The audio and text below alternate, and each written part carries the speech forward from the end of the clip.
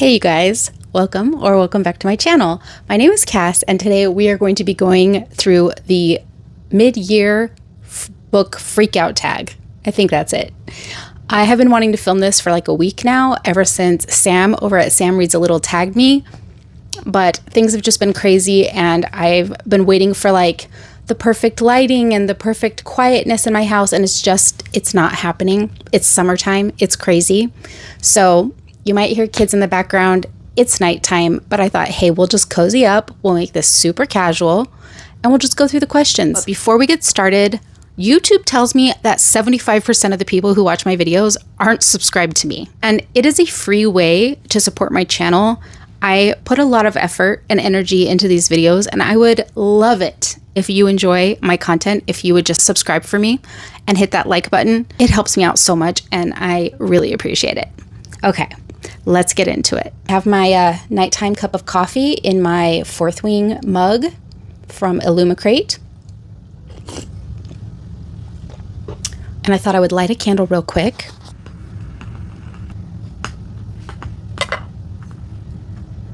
Okay, you guys can't see it, but I can. And you can see it flickering right there. So it's adding to the ambiance. Also, it's been hot. My AC keeps going off in the background. You guys, I'm just doing my best right now. Okay, the first question on the tag is, what is the best book you've read so far this year? I can't just narrow it down to one book. I've read so many good books this year, but I did narrow it down to 3. So the first one I want to mention is A Constellation of Vital Phenomena. This is an older published book. I think it was published in 2012 or 2013. And it's about the war that was happening in Chechnya on the like southwestern border of Russia. Beautiful. I love the author's writing. It's a literary fiction book. It is not light. It hit me very, very hard, but it is so good and written long before Book Talk, BookTube, Bookstagram existed. So I don't think the Bookstagram generation has really heard of it, and I think they need to. So here is my PSA, Constellation of Vital Phenomena.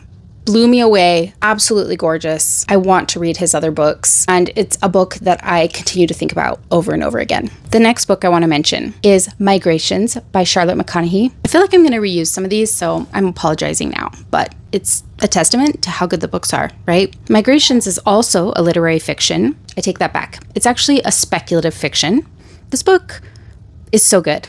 It is like a futuristic, dystopian kind of apocalyptic setting, and we are following a character's journey following the migration of the last birds of a species that's on the verge of extinction in a world where everything is dying because of climate change. And while we're following her physical journey with the birds, we are also on kind of an emotional and spiritual journey with her. It's a beautiful book.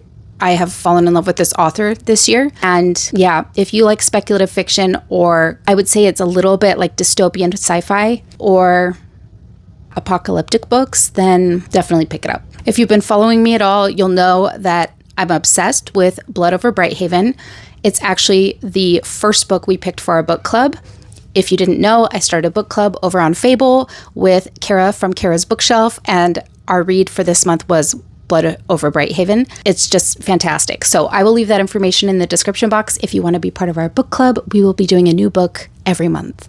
But Blood Over Brighthaven is like a dystopian sci-fi fantasy.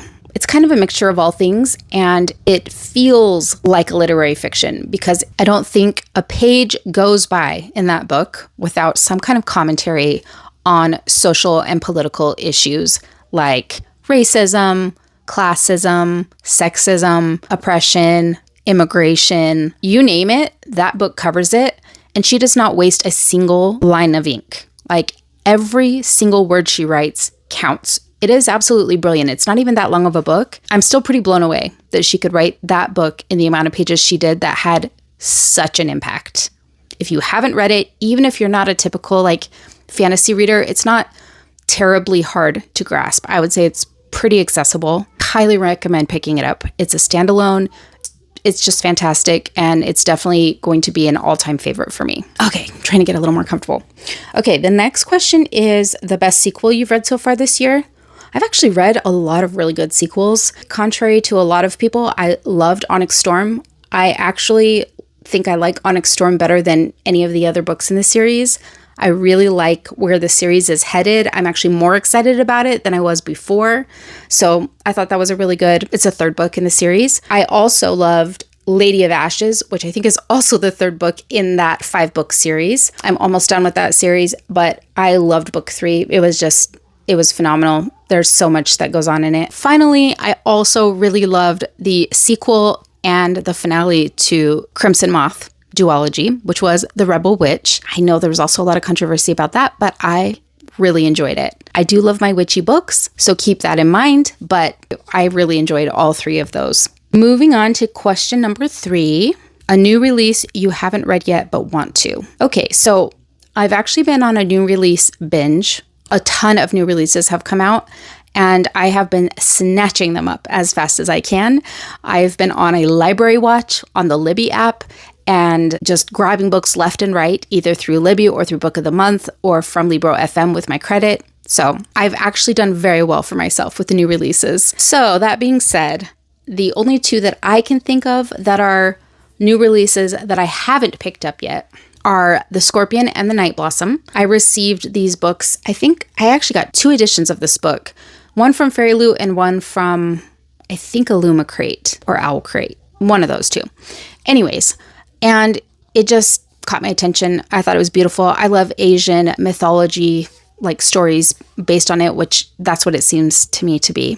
So I'm looking forward to reading that book. And then Gifted and Talented by Olive E. Blake. I love Olive E. Blake's writing. She just really resonates with me. Some books more than others. I actually really liked Atlas 6. I didn't necessarily love the entire series the way that it went, but I loved Atlas 6. And I love Alone with You in the Ether. I love that book so much. Anyhow, if this book is anything like those, I think I will love it. I just feel like with Olive E, you either love her or hate her. I just feel like she either clicks with you or she doesn't.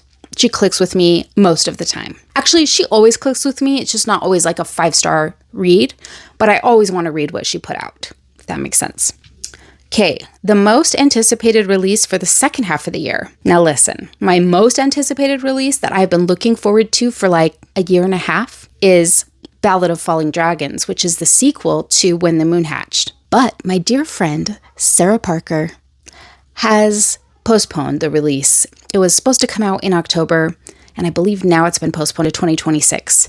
And I want her to take her time because she is brilliant, and I know it will be worth it, but I am so sad that it got pushed to next year. Similarly, I've also been looking forward to the final book in the Kindred's Curse saga, which is Burn of the Everflame. Yeah, I think that's it. Which was supposed to come out last July in 2024, but then she got picked up by a traditional publisher, and then it got postponed for 6 months, and then another 6 months. And now the last I heard in an interview with her was that she expects it will be out before the end of 2025, but there are no set dates that she has promised. I'm hoping that Burn of the Everflame comes out this year.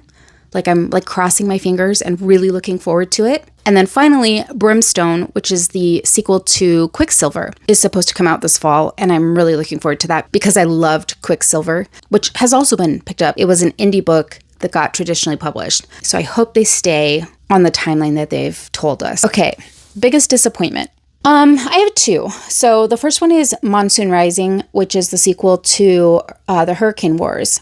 I know a lot of people didn't love the Hurricane Wars. I didn't love it. I think I gave it 3.75, but I enjoyed it enough. I was intrigued enough, and I liked the world. I really liked the world and the setting that it was in, that I was really looking forward to the sequel and was hoping that it was one of those series where the first book is fine and then it just gets better and better. But I'm sad to say that I picked up Monsoon Rising and I ended up DNFing it 50% of the way through earlier in the year. It's just, I was so sad. I really wanted to like it. I really was hoping the series was going to get better, but it's just not for me. And then I have to be honest, I was kind of disappointed. I recently picked up The Sirens because I loved her first book, Wayward. Wayward's on my top 20 of all time, for sure. I love that book.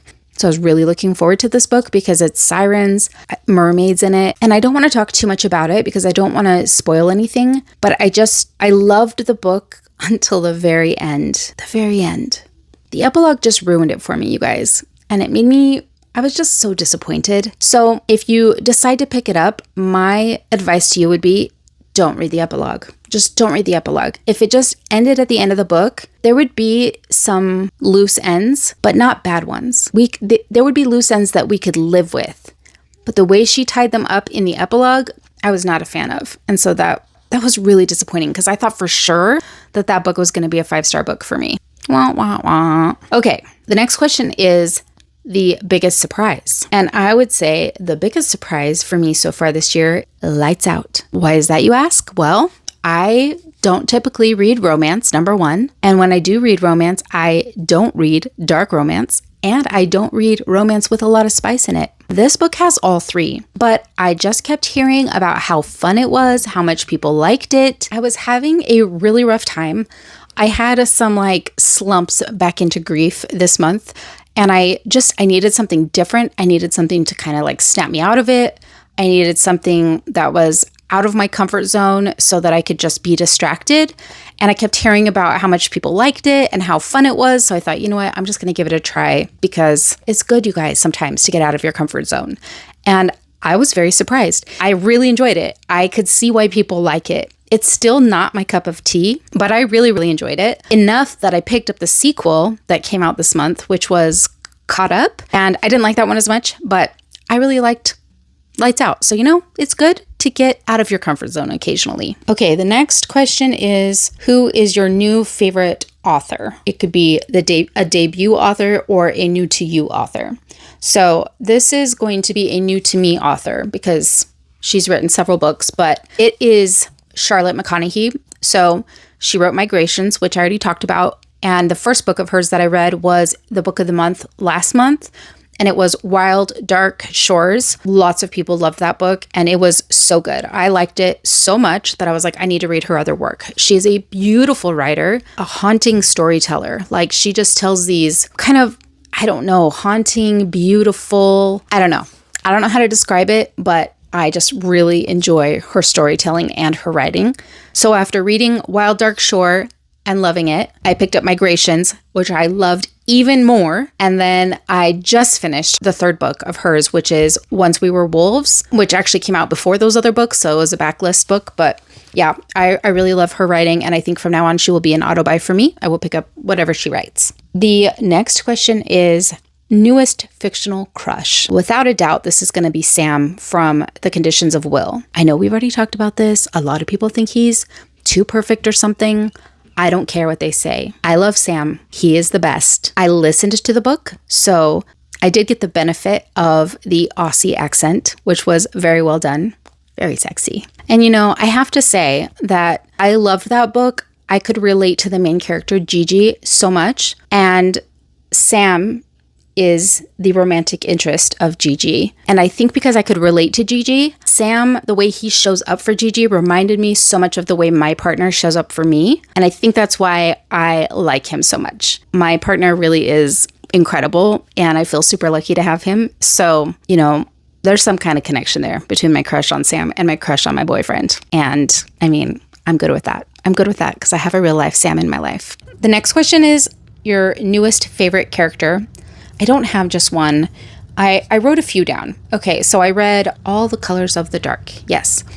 And the little girl in there who's the FMC for the book, her name is Saint. She is a heroine. Yeah, she doesn't take crap from nobody. And we see her from childhood all the way through adulthood. And I just love her. I love her personality. I love that she takes things into her own hands.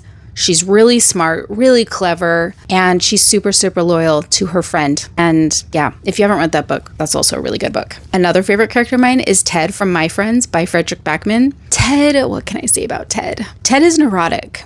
I'm actually kind of noticing a trend here. He is this 40-year-old man, 40-something man, who seems a little weird, a little off, very particular about things, and comes across as if he doesn't really like people. He's not very open, not very sociable, but you find out throughout the book that there are reasons why he acts the way he acts, but that really inside, he loves his friends and he's so loyal to them. He would do anything for his friends and has done a lot for his friends. Yeah, I love who he is. And in that book, he goes through a major like character arc, so much growth, like of him coming out of his shell and kind of like getting in touch with his inner child. And I just absolutely loved getting to know him in that book.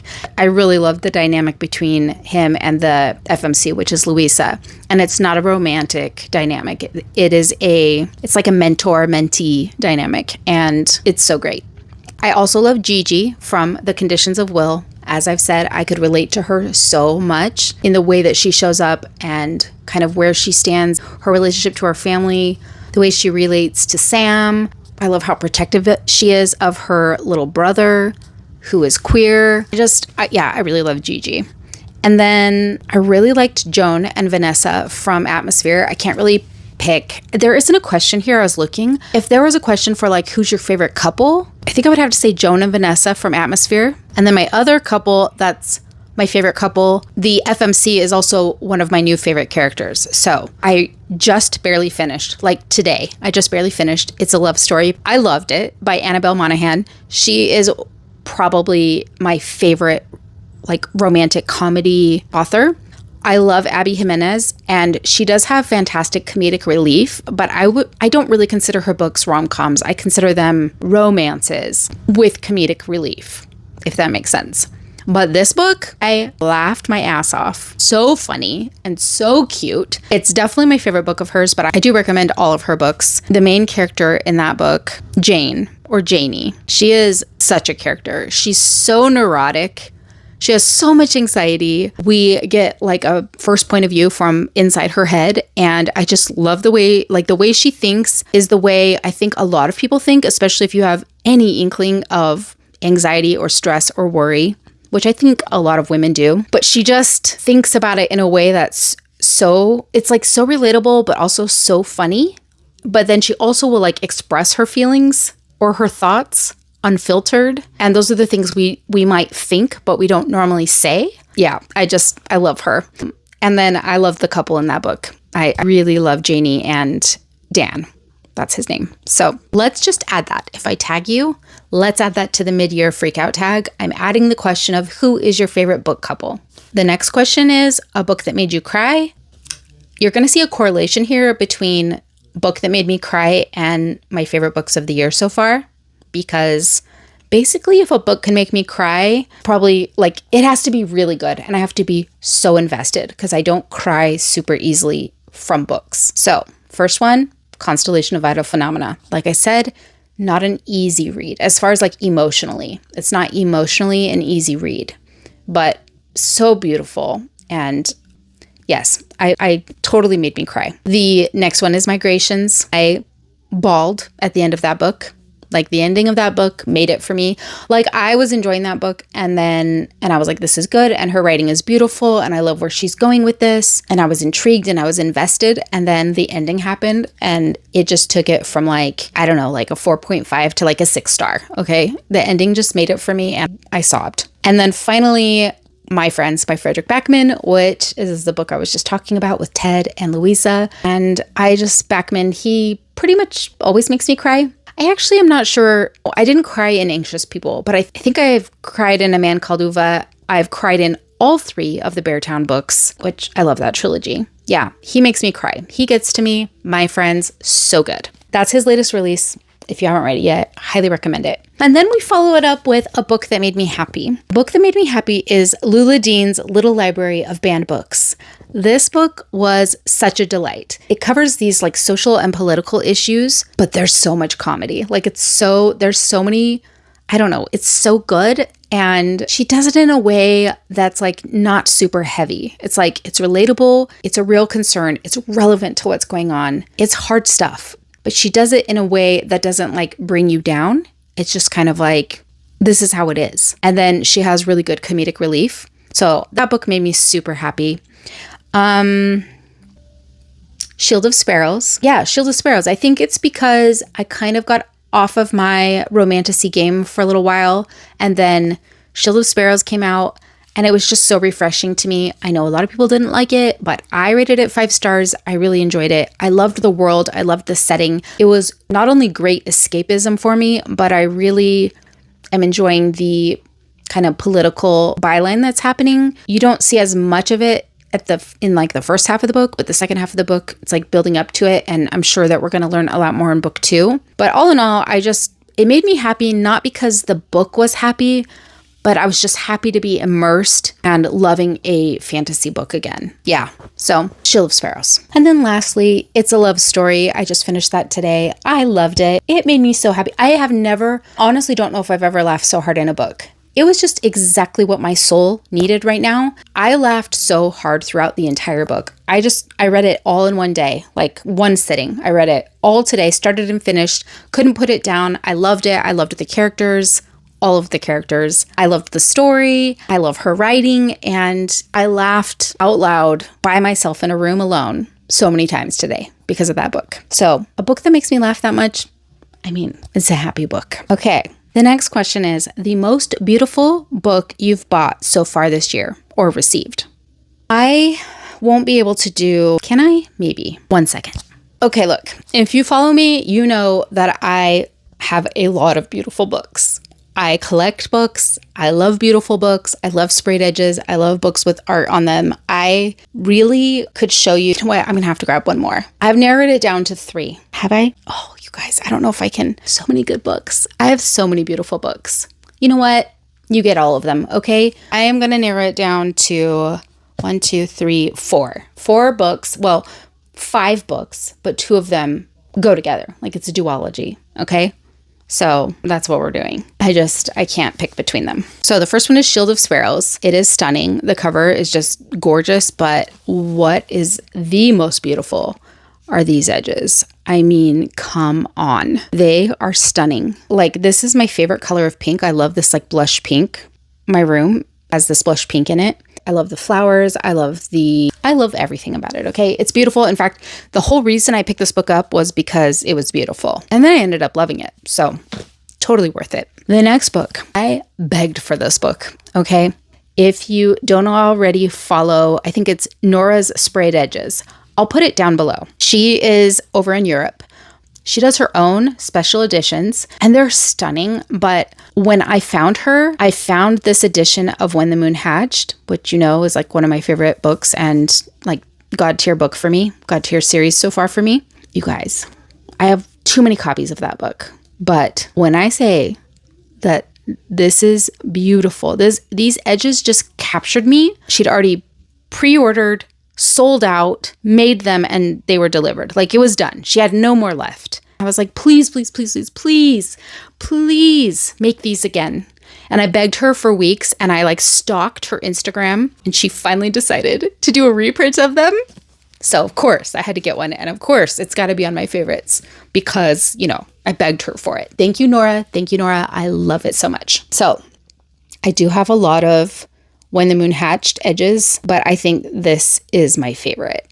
I love it so much. It's almost understated because the other ones are bright blue and have either like giant dragons on them or like the dragons falling. I don't know. This is just different. It's like that night sky. It's not dominated by the dragons, but there's definitely dragons flying through the sky. And I don't know, I just feel like it encompasses more of the world, if you know. I don't know. It spoke to me, got it. I love it. I could not be happier about it. Okay. And then if you watched my new ASMR video, which is on my new ASMR channel. So if you are here because you like my bookish ASMR, go subscribe to that channel. I will leave the link down below because it is going to be exclusively dedicated to ASMR. But I unboxed this book. It is stunning. It is an indie edition. It has beautiful art. It has, at the beginning of every chapter, has an illustration, and it has foraging. Let me show you. I have to put my mic down, but I will show you. It is worth it. So I don't know if you guys can still hear me, but okay. So see this book? is like, looks just like gold, like gilded edges on first glance, but it's got 4 edging pictures on it. So when you go like this, you can see that. And when you go like that, you can see that. And it's actually 2 different pictures. So there's this guy, you'll see he has blonde hair, and this guy has dark hair. Isn't that amazing? Okay. And then lastly, I'm going to share this duology with you guys. It's the Crimson Moth duology, and I ordered the special editions from Hemingway Books, also in Europe, and they are stunning. They were worth it, 100%. So first of all, I really love the UK, like the European covers on these more than the US ones. They're just beautiful. I'm not going to be able to do them justice in this lighting, but they're really pretty. Just take my word for it. And then let me show you the edges. I mean, come on. Are these not stunning? So I'll stop there. But I have a whole bookshelf full of beautiful books that I am in love with. And I have a bookshelf tour. I will link that down below if you want to go check that out and see my other beautiful books. Okay, let's move on. The final question for this tag is, what books do you need to read by the end of the year? Quite honestly, I have a lot of books that I need to read before the end of the year. So many series I'm trying to finish, but the one that stands out to me that is not a series, that has been on my list of to read, I think it was on my I need to finish this by the end of the year list last year when I did this tag, and I still haven't read it, but in my defense, I have a good reason. But I need to read The Women by Kristin Hannah. I already know that I'm going to love it, but I know that she breaks my heart. She knows how to break my heart. My kids don't. I'm like, be quiet. They're being so loud. Okay, good thing I'm almost done. So she breaks my heart, but my heart has already been broken. Like so many things in my life. If you are new here, hi. The last year of my life has been absolute insanity. And I have had some major family losses, and I've been going through a lot of grief. So I've kind of purposefully stayed away from the books that I knew would break my heart. Kristin Hannah is one of them. So I've heard nothing but good things about The Women. I know it's about a nurse. I'm a nurse. I know it's about going to war. I know I'm going to love it. I know it's going to be a 5-star for me. I already know, and I haven't even read it, but I just know that I have to be ready to get on that emotional roller coaster, and I just haven't been ready yet. So I'm just really hoping that before this year is over, I will finally be ready, that I will finally be able to read it. I really want to. It's just that, I have to pay attention to my mental health, and sometimes that means being careful about what books I'm reading and what gets triggered. So that is the end of this tag. I hope you guys enjoyed it. I hope you don't mind the kind of cozy chaos that I have going on here. But I'm going to tag some of you below, but also, even if I don't tag you, feel free to do this tag. I will put the questions down in the description box, and please tag me so that I can watch your mid-year book tag, Freakout book tag. I don't know. I never say it right. Whatever it is in the title. 2025 mid-year book Freakout tag. I think that's it. Okay. Bye.